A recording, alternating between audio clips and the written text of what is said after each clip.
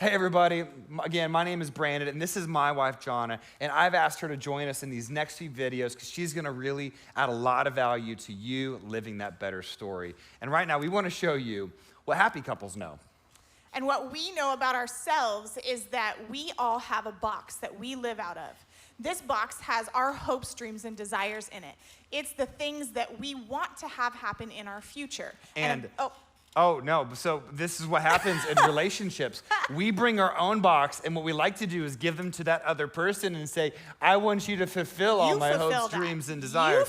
So what's in the box here? What do we come into relationships with? There can be a variety of things, but there are some very basic things that we all have. One of them is, what do we have our hopes, dreams, and desires when it comes to kids? Do I want kids? Do I not want kids? How many kids do I want? Do I want boys, girls? Do I have names? When do we start having kids? When do we start practicing getting ready for having kids? Another one is, what are we gonna wear to go to bed when we get married? So she had her ideas of pajamas, and I had my ideas of what her pajamas would look like. They're not the same. They were different. Not the same. We have hopes, dreams, and desires of what travel's gonna look like. How often are we gonna travel? Where are we gonna go? How nice is the hotel we're gonna stay in? She wants to go camping, and my idea of roughing it is the Holiday Inn Express. I wanna either go camping or my expectations are way higher than what they should be. We have expectations about what we're gonna drive, what we're gonna live in. I have a dream of what car I'm gonna drive. We have expectations of who's gonna do the household chores, how often they're gonna do them, who's gonna be the inside ones and the outside ones. And the outside ones. And based on the family systems we came from, we have preconceived ideas of who should do That's right. That's what. right. And we hand this box over, and most of the time we don't just hand it over, we more shove it over and say, here, you take care of this. So we want to teach you not how do you remove the box, but what do you do with your box. Yeah. So in Scripture, this is so cool. The Scriptures actually say this, it says, the two, being a man and a wife, come together and become one flesh. So they are no longer two, but one flesh. So this is one of the mysteries in Scripture that we won't ever fully comprehend, but when you get married God's way and you do relationship His way, you learn what He intended in this idea of covenant, and that there's a covenant relationship that we come together and actually become one. So now I want to go into one of the little bit more misunderstood pieces of Scripture. Ooh. So don't turn the video off when you get offended because you see the Scripture. Listen for the rest of the way, because what seems to be offensive actually wasn't offensive. So here we go. Here, you ready for it? Let's do it. It says, for wives, this means submit to your husbands as to the Lord. Some of you are like, what? So for the people that first heard this, they were like, duh. Of course that's the standard. For us in our Western mindset, we're like, huh? What? But in the Scripture, it was actually written in Greek. And the word submit actually isn't even in this verse. So then you're like, did they just add it?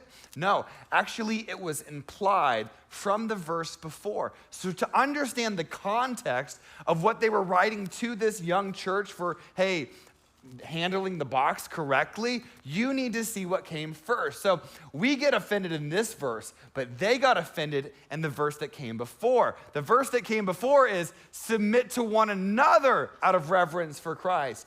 It's a mutual submission. It was not a wife, submit to your husband. It was husband, submit to your wife. Yeah. And everyone in the room, when they had said this, they would have been like, oh, what do you mean? She's supposed to fill my box. And the writers of the Scripture says, no. The secret is what happy couples know. The secret is that your job is to fulfill the other person's box out of love and submission to them. So then the question is, with all of these hopes, dreams, and desires, with all the things we came into this relationship hoping would take place, recognizing there's some different things in each other's box of what it would look like, the question is, how do you actually win in marriage? How do you actually live in that what happy couples No. So, John, would you just lead us in 3 things that we found for us in Scripture that have set us up for success? Because again, we've been married for 15 years, 7 of the best years of my life. Because in the first 7, we were way too concerned with our own boxes. So the 3 things that we have learned is just how you have a happy marriage, how you win in your marriage. The first one is make a weekly date a priority. And how do you do that? So this is the time when like the 2 of us leave our children Our and 4 we beautiful just, children. yeah, we have 4 of them, by the way. And yes, we know how that happens. Where we're actually going to go out and just spend time together. Yeah, and the real key to this is don't always be spontaneous. Don't just like get in the car and be like, what are we going to do? You need to have a plan. Because you've had that moment.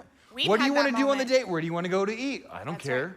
right. I don't care, but Would I you like to actually go do. here? No, I don't want to go there. Oh, so you do care. Yeah. So you need to have favorite date places. Have 4 of your favorite date places that if you really don't want to plan something, you know those are your 4 go-tos.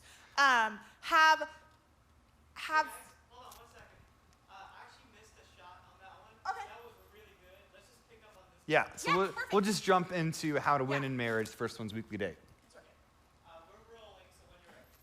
So there are really those 3 things, and the first one of how to win in your marriage is have a weekly date, a planned weekly date. And here's what that means for all of you that are unsure. So we have 4 children, and yes, we know how that happens, and no, we're not giving that thing up. It's part of the date sometimes, by the way. Come on, somebody.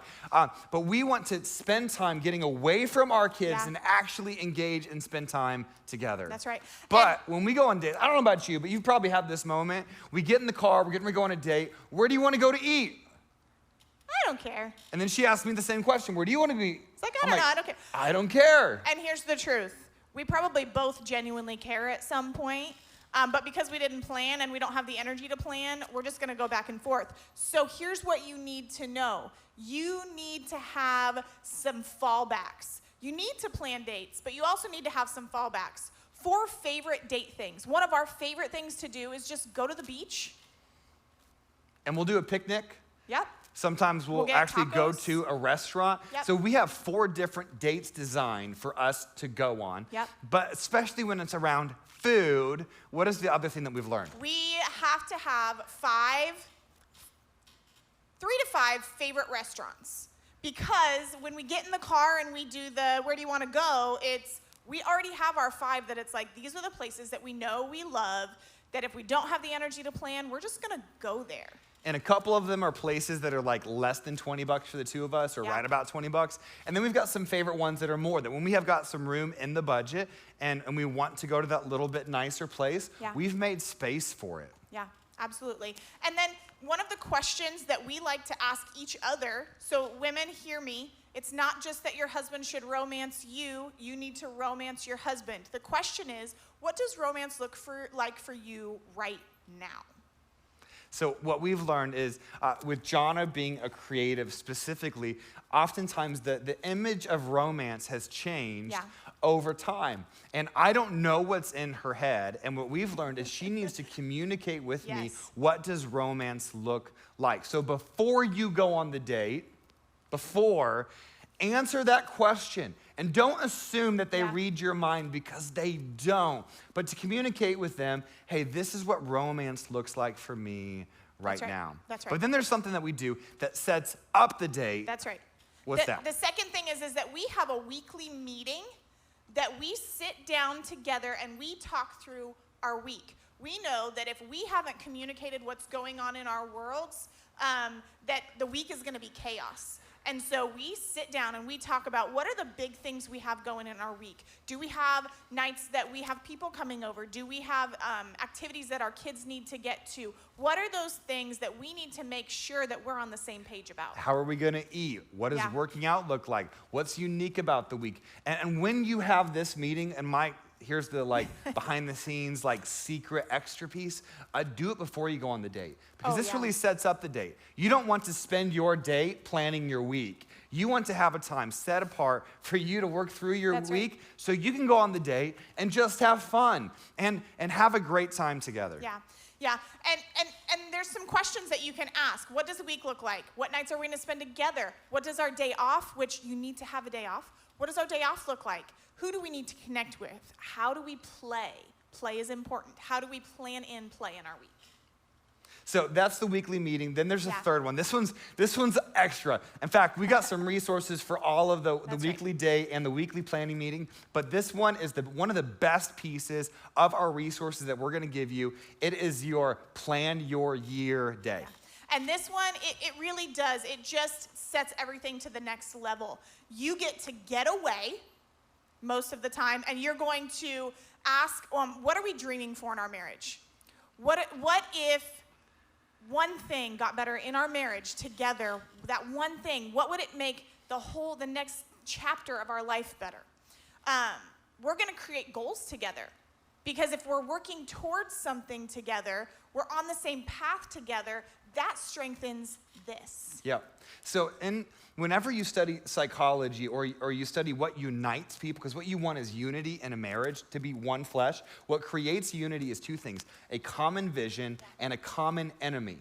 And what you'll recognize when you have this day is that you have both. You both want healthy finances. You both want healthy marriage and relationships. You both want healthy relationship with extended family and with your kids. You both want the same things. You often just disagree on how to get there. But when you're at least united in the direction, it can create unity. And you have a common enemy. There's a lot of things that are trying to steal, kill, and destroy, and sacrifice and compromise the relationship that you have.